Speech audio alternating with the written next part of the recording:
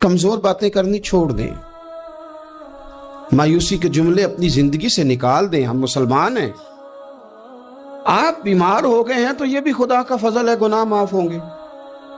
اگر اللہ تعالیٰ نے فقیر بنا دیا، غریبی آ گئی ہے تو یہ بھی فضل ہے، امیروں سے پہلے جنت میں جائیں گے. اگر اللہ تبارک و تعالیٰ نے کسی جگہ آپ کو مکان نہیں دیا اور دوسرے کو دے دیا ہے تو آپ وہ لوگ ہیں جو عظیم سنت ادا کر رہے ہیں سیدنا بلال حبشی کی. اگر کسی جگہ کوئی کمزوری آ گئی ہے، کوئی پیچھے رہ گئے ہیں تو یہ خدا کا فضل ہے. اللہ تعالیٰ نے چاہا ہمارے لیے جو فیصلہ تو ہم اس پہ راضی ہیں. لیکن اپنی زندگی میں اور شکوے اتنے بڑھا لیے، ہم نے اتنے بڑھا لیے کہ لوگوں سے شکوے کرتے کرتے رب رسول سے بھی شروع کر دیے. غلام بھی کبھی شکوہ کرتا ہے، آقا کا بھی شکوہ ہوتا ہے، بندہ بھی کبھی شکوہ کرتا ہے، رب کا بھی شکوہ ہوتا ہے، یہ بھی کبھی ہوتا ہے. آپ نہ مانے پر یہ شکوہ ہے کہ میں بڑے ڈاکٹروں کے پاس گیا ہوں، آرام نہیں آیا.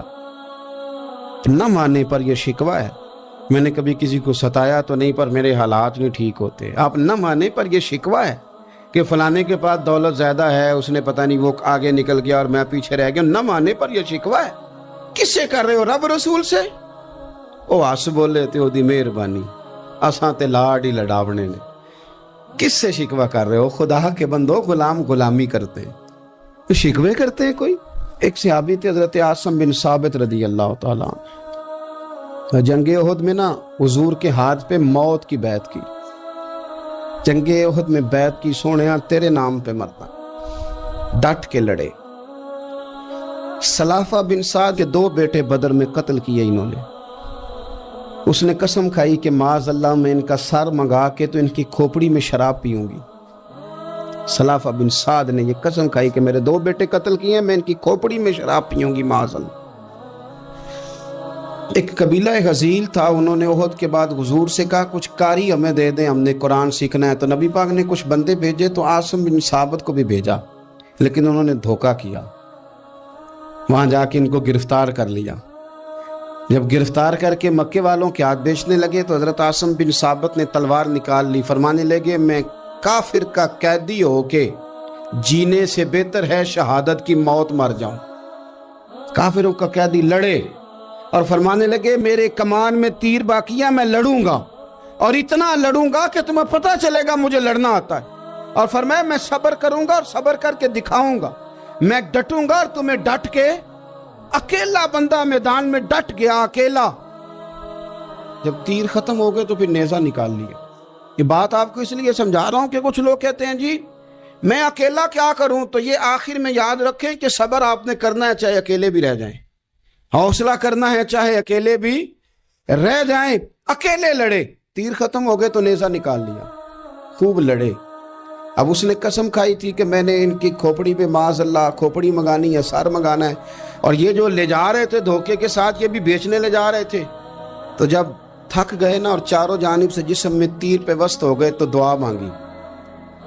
اکیلا بندہ اور صبر کا مقام، دعا مانگی، کہا اے اللہ میں نے آخری دم تک تیرے دین کی حفاظت کی ہے، اب تو میرے جسم کی حفاظت کرنا. ان کے ہتھے نہ چڑھ دیا میرا جسم. حضرت عاصم بن ثابت رضی اللہ تعالیٰ عنہ شہید ہو گئے. کافر قریب گئے جسم پکڑنے کے لیے، گرفتار کرنے کے لیے، سر کاٹنے کے لیے، تو شہد کی مکھیاں آ گئی، پورے جسم پہ قبضہ کر لیا. قریب جاتے تو مکھیاں لڑتی. کہنے لگے پیچھے ہٹ جاؤ، شام ہوگی نا توڑ جائیں گی، پھر ہم سر کاٹ لیں گے. شام تک چاروں جانے بیٹھے رہے. نہ کوئی ہوا آئی، نہ کوئی بادل برسا، نہ کوئی طوفان آیا. شام کو انہوں نے اٹھانا تھا، ایک ریلا آیا پانی کا اور جناب عاصم بن ثابت کی لاش مبارک کو بہا کے لے گیا. میرے رب نے اس میدان میں بھی یہ بتلایا کہ جو صبر کرے نا رب اس کے جسم کی بھی حفاظت فرمایا کرتا ہے، کہ جسموں تک کی آخری دم تک اللہ کی مدد ان کے سامنے حال رہتے. ربنا افرغ علینا صبرا وثبت اقدامنا فانصرنا علی القوم الکافرین. حضرت ام سلمہ رضی اللہ تعالیٰ عنہ، شوہر کا نام ہے ابو سلمہ، بیٹے کا نام ہے سلمہ. کہتی ہیں میں، میرا شوہر، میرا بیٹا، تینوں، چھوٹا بیٹا میرا، ہم نکلے مکہ مکرمہ سے مدینہ طیبہ جانے کے لیے. ایک کی بیٹا ہے، خاندان جمع ہے، شوہر کی گود میں بیٹا، اونٹ کے پیچھے میں۔ فرماتی ہیں مدینے کی سرحد آ گئی تو میرے میکے والے آ گئے، کہنے لگے ابو سلمہ نہیں لے جانے دیں گے مدینے اپنی بیٹی کو۔ میں نے کہا میں مسلمان ہوں، میں تو اپنے شوہر کے ساتھ مدینے جاؤں گی۔ انہوں نے کہا نہیں جا سکتے، تو نے جانا ہے تو جا، ہماری بیٹی نہیں جائے گی۔ زبردستی مجھ سے انہوں نے مجھے میرے شوہر سے الگ کیا۔ کہتی ہیں پھر میرے شوہر کے قبیلے والے آ گئے، وہ کہنے لگے اگر تم اپنی بیٹی کو نہیں نہ جانے دیتے تو یہ جو ہمارا پوتا ہے یہ ہماری نسل ہے، تمہارا نہیں، اسے ہم نہیں جانے دیں گے۔ وہ بچہ اپنی طرف کھینچتے تھے، میں اپنی طرف کھینچتی تھی، مدینے کی سرحد پہ۔ یہ جھگڑا زمین کے لیے نہیں ہو رہا، مکان کے لیے نہیں ہو رہا، حضور کے مدینے جانے کے لیے ہو رہا، حضور کے مدینے جانے کے لیے ہو رہا، مدینے جانے کے لیے ہو رہا۔ لنگ کئی مہینے تے برس گئے تے تیری دید نو دیدے ہی ترس گئے۔ انہوں نے بچہ کھینچا، میں نے اپنی طرف کھینچا، میرے بچے کا بازو اتر گیا۔ فرماتی ہیں میرے شوہر مدینے چلے گئے، بیٹا میرا میرے سسرال والے لے گئے، مجھے میکے والے لے گئے۔ آج بھی کچھ سیانے بندے کہتے ہیں اس کو نکال دو اور بچے چھین لو۔ ان کا بھی خیال تھا کہ بیٹا لے جائیں گے نا تو ابو سلمہ بھی مدینے سے واپس آ جائے گا، یہ بھی واپس آ جائے گا۔ اور یار اتنا بڑا بھی ظالم کوئی نہیں ہوگا جو ماں باپ سے بچے جدا کرے۔ فرماتی ہیں کہ وہ لے گئے چھین کے، میں میکے چلی گئی۔ لوگ روٹی کھاتے تھے، میرے حلق سے نہیں گزرتی تھی۔ زمانہ سویا کرتا تھا، میں سو نہیں پاتی تھی۔ بیٹا کہاں، شوہر کہاں، میں کہاں۔ ام سلمہ کتنی دیر تکلیف کاٹی؟ جناب ام سلمہ کہنے لگی لوگوں 1-2 دن نہیں، پورا سال بیت گیا، پورا سال، پر جے سونا ہی میرے دکھ وچ راز، جے سونا ہی مارو مارو مینو مار مکاؤ، میں کوئی عذر نہ پیش لے آواں، او جے سونا ہی میرے دکھ وچ راضی، پھر سکھ نو چلے ڈاواں۔ فرمایا سال بیت گیا، لوگ صبح اٹھ کے کام کاج پہ لگ جاتے، کپڑے بدلتے، ڈیوٹیاں کرتے، اور میں سویرے اٹھ کے اس جگہ آ جاتی جہاں میرا شوہر اور میرا بیٹا بچھڑا تھا۔ میں سارا دن روتی، آہوزاری کرتی، حضور کے مدینے کی طرف منہ کر کے میں تڑپتی۔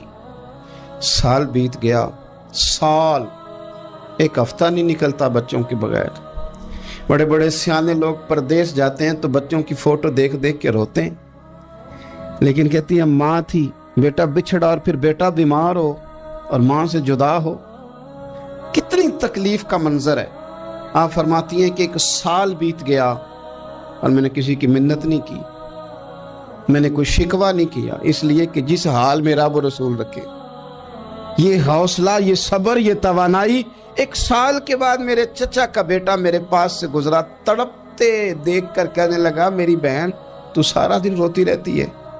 تو میں نے کہا بھائی تمہیں کیا بتاؤں، اس کا شوہر چلا جائے، بیٹا جدا ہو جائے، وہ کیا کرے گی؟ فرماتے اس نے جا کے میرے باپ سے، اپنے والد سے، میرے خاندان والوں سے کہا اس کی سزا کب ختم ہوگی؟ اس غریبنی کا قصور یہ ہے کہ یہ مدینے والے کا کلمہ پڑھتی ہے، اس کی غلطی یہ ہے کہ یہ مسلمان ہو گئی ہے، دین حق قبول کر لیا، کیوں نہیں تم خیال کرتے؟ کہتے ان کے دل نرم ہوئے، وہ رضامند ہوئے مجھے مدینے جانے۔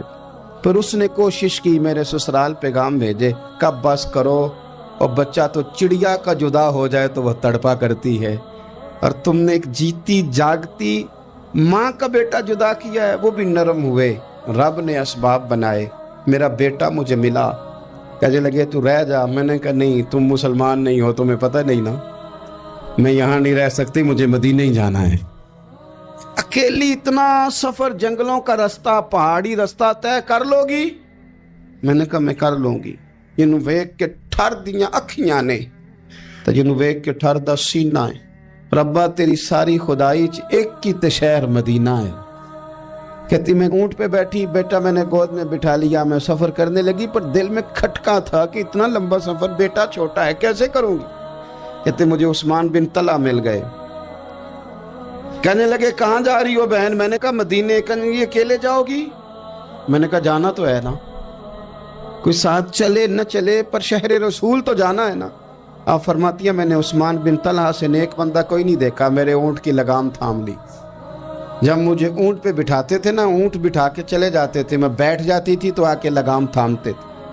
जब कहीं मुझे उतारते थे तो ऊंट बिठा के चले जाते थे, मैं उतर जाती थी तो ऊंट को बांधते थे।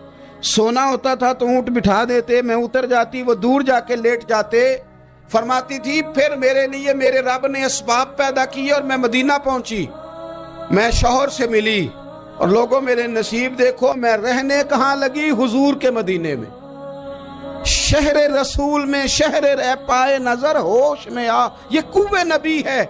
मैं हुजूर के हरम की जमीन और कदम रख के चलना, अरे सर का मौका है ओ जाने वाले, मदीने के खित्ते खुदा तुझको रखे, गरीबों फकीरों के ठहराने वाले। कहती है मैं वहां बसने लगी।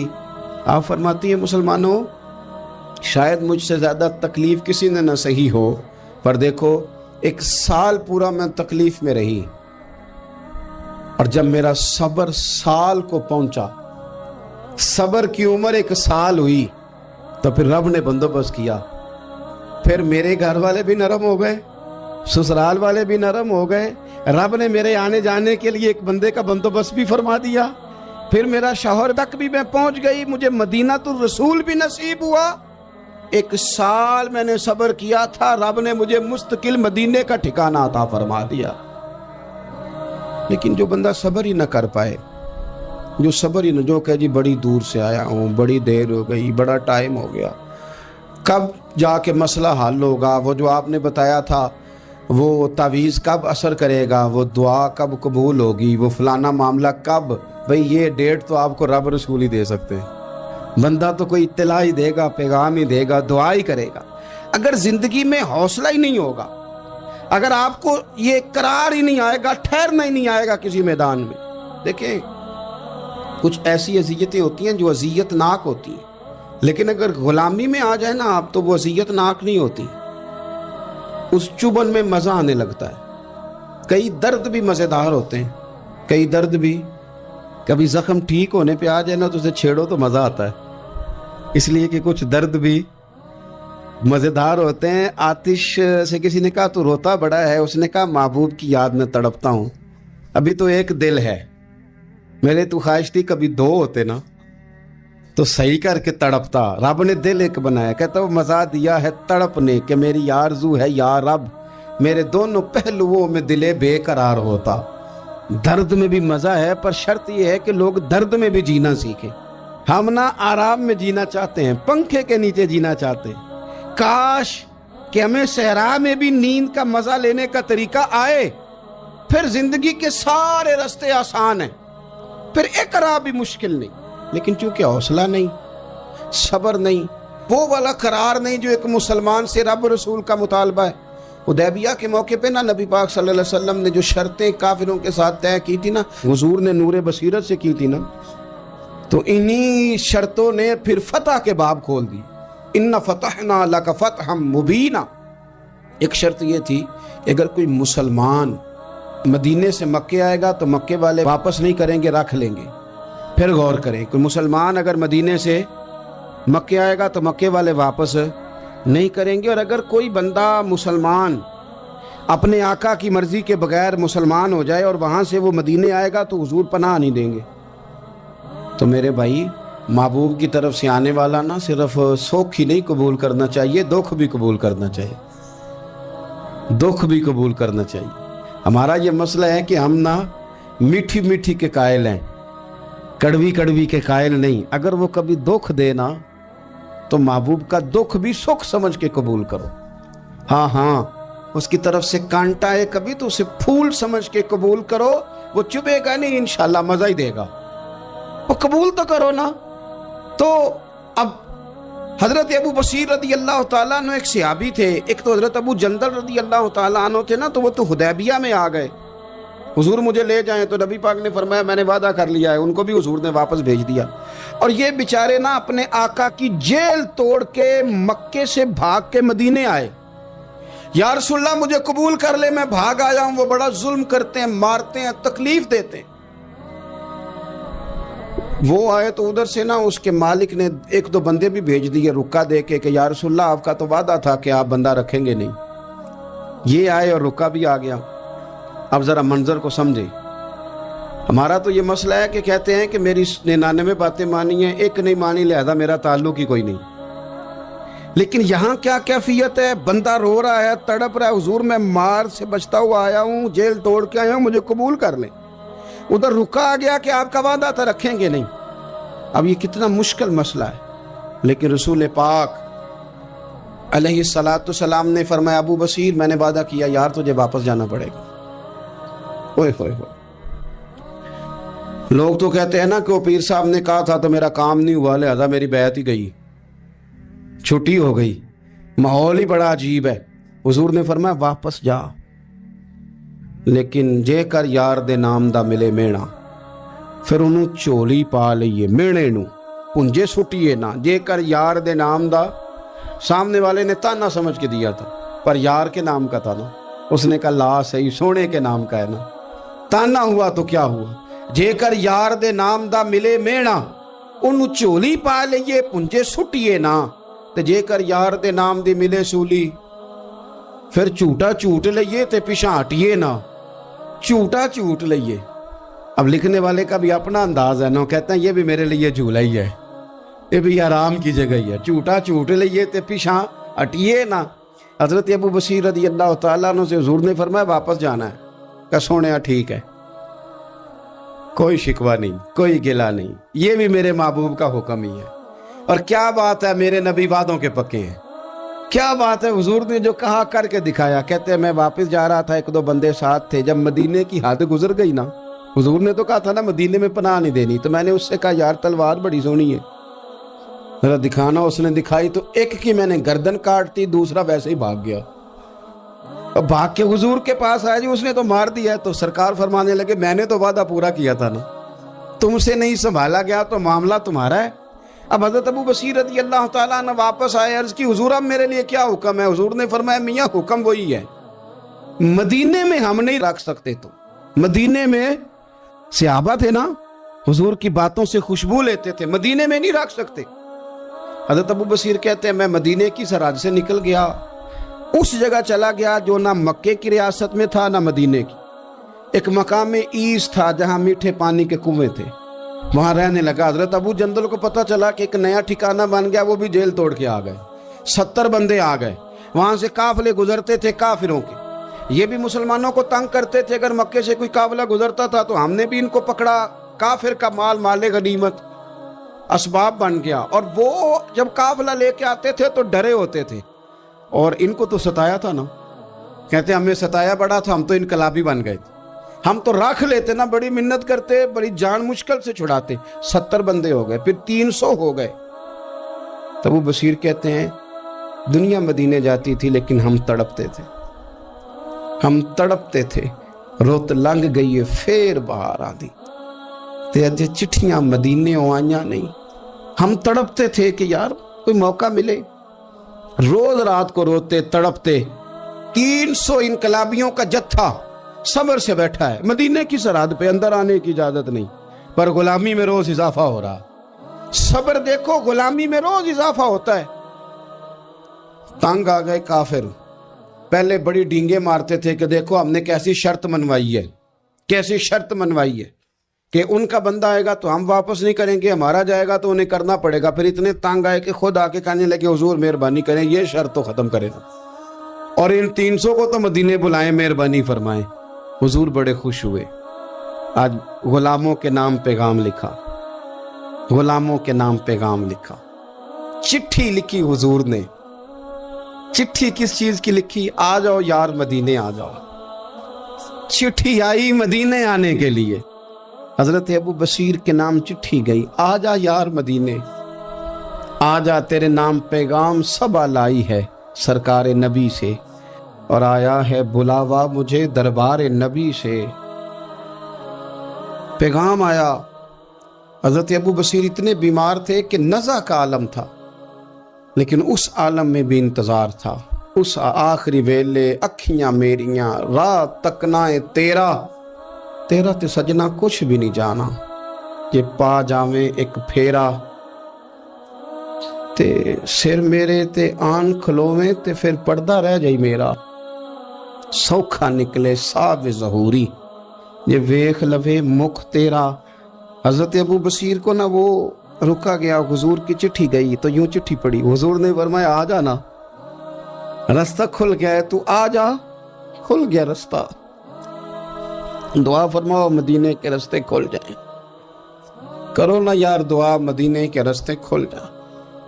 کچھ ایسے ہیں جنہوں نے سارے دکھ سنانے ہی مدینے جا کے ہوتے, کچھ لوگ ایسے ہیں جن کے دل اور کلیجے پھٹنے کو آ گئے, دعا کرو رستے کھل جائیں. حضور نے فرمایا آ جا, تیرا راہ کھل گیا. حضرت ابو جندل کہتے ہیں میں سرانے کھڑا تھا, حضرت ابو بصیر کے خط پڑھا, مسکرائے, اشارے سے کہنے لگے دیکھ میرے نبی کا خط ہے, حضور کی چٹھی میرے نام آئی ہے, پڑھنا. تو میں نے بھی پڑھی, پہلے روئے, پھر کلمہ پڑھا, پھر میرا ہاتھ تھاما, روح ہی پرواز کر گئی. ہمیشہ کے لیے, ہمیشہ کے لیے. وہ ظاہری جسم کے ساتھ تو مدینے نہ پہنچے, پر قبر میں گئے تو مدینے والے کی زیارت نصیب ہوگا. قبر میں حضور کی زیارت نصیب ہو گئی. قبر میں حضرت ابو جندل کہتا ہے میں نے جنازہ پڑھا, اور اسی مقام پہ جہاں انہوں نے انتظار کیا تھا نا, وہ مقام میں انتظار ان کا مزار بنا, مزار کے ساتھ مسجد بنی, مسجد کا نام مسجد ابو بصیر رکھا گیا. انہوں نے اس انتظار میں جان دے دی, پر صبر کیا, شکوہ نہیں کیا. یارو اتنی شکایتیں, اتنی شکایتیں, اتنے شکوے. ایک بات میرا اور کرنے کو دل کر رہا ہے, آپ ذرا تھوڑا سا اپنے ارد گرد ماحول کا جائزہ لیجئے گا, آپ کو محسوس ہوگا کچھ لوگ بہت تیز ہیں, بہت پھرتیلے ہیں. سوسائٹی کے اندر جتنے چلن ہیں ان سب سے وہ آگاہ ہیں, زمانے کی پیچ و تاب کو پورے طور پر جانتے ہیں, کس وقت کون سا مال خریدنا ہے, کون سا بیچنا ہے, ہر چیز سے انہیں پوری شناسائی, کس محفل میں جا کے کون سا رنگ اختیار کرنا ہے انہیں سب پتہ ہوتا ہے. یہاں اگر میں چلوں گا اور میں چڑھائی کر دوں گا تو سامنے والا لچک دکھا دے گا, انہیں خبر ہوتی ہے. لیکن ایسے لوگ زندگی کی دوڑ میں اکثر آپ کو پیچھے رہتے ہوئے دکھائی دیں گے. بہت تیز ہیں, بہت سمارٹ ہیں, سب جانتے ہیں, دین کا بھی پتہ ہے, دنیا کا بھی پتہ ہے, سیاست کا بھی پتہ ہے, مختلف تہذیبوں سے بھی آگاہ ہیں, لیکن پیچھے رہ گئے. کچھ لوگ آپ کو ایسے ملیں گے بظاہر بھولے بھالے ہیں, سیدھے سادے ہیں, پر مٹی میں ہاتھ رکھتے ہیں اللہ سونا بنا دیتا ہے. وہ جو لوگوں کے پاس بہت ساری دنیاوی معاملات ہیں وہ بظاہر ان کے پاس موجود نہیں ہیں. ان کو بہت سارے لوگ کہتے ہیں یار یہ کبھی مجھے یہ والا ہنر آتا ہوتا, یا جس طرح اس شخص کے پاس سرمایہ ہے میرے پاس ہوتا تو میں 10 کے 20 اور 20 کے 40 منٹوں میں کر کے دکھاتا. یاد رکھنا کئی دفعہ انسان پر ایسا وقت آتا ہے کہ اس کے لیے ایک رکاوٹ بھی رستے میں باقی نہیں رہتی. وہ جدھر جدھر جاتا ہے دروازے کھلتے جاتے ہیں. جن رستوں پر وہ سفر کرتا ہے وہ رستے اس کے لیے آسان ہوتے جاتے ہیں.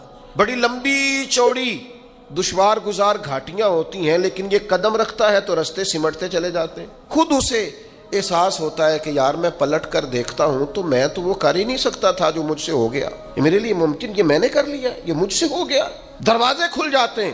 اللہ کا قرآن کہتا ہے کچھ لوگ ایسے ہیں جن کے لیے اللہ زمین و آسمان کی برکتوں کے دروازے کھول دیتا ہے. زمین بھی دروازے کھولتی ہے اور آسمان بھی. تو شرطیں کتنی ہیں؟ اب تو ہر آدمی چاہتا ہے میرے لیے زمین و آسمان کے دروازے کھل جائیں. شرطیں کتنی؟ صرف 2. کیا عمل کرنا ہے؟ صرف 2 کام, صرف 2 شرائط. یہ قرآن مجید ہے, سورہ آراف ہے. فرمایا اگر یہ بستیوں والے ایمان لے آتے اور تقوی اختیار کرتے, ایمان لاتے اور متقی ہو جاتے, اللہ سے ڈر کے وقت گزارتے, تو کیا مالک تو صرف انہیں آخرت میں ہی اجر دے گا؟ صرف صبح قیامت ہی ایمان اور تقوی پر جزا مرتب ہوگی؟ تو فرمایا اگر بستیوں والے ایمان لاتے اور تقوی اختیار کرتے لفتحنا علیہم برکات من السماء والارض, ہم ان پر زمین و آسمان کی برکتوں کے دروازے کھول دیتے.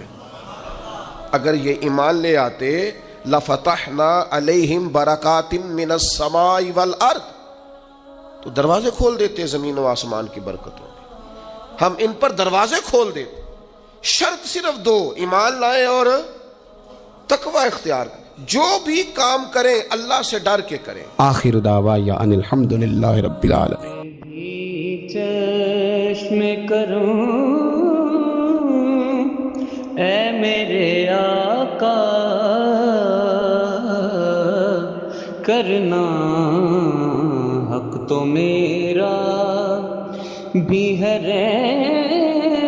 رحمت کا تقاضا کرنا، مجھ پہ بھی چشم کرم۔ تو کسی کو بھی اٹھاتا نہیں اپنے در سے، تو کسی کو بھی اٹھاتا نہیں اپنے در سے، کہ تیری شان آقا، کہ تیری شان کے شایا نہیں ایسا کرنا، مجھ پہ بھی چشم کرم۔ یہ تیرا کام ہے اے آمنہ کے در یتیم، یہ تیرا کام ہے اے آمنہ کے در یتیم، ساری امت کی شفاعت تن تنہا کرنا، ساری امت کی شفاعت تن تنہا کرنا، مجھ پہ بھی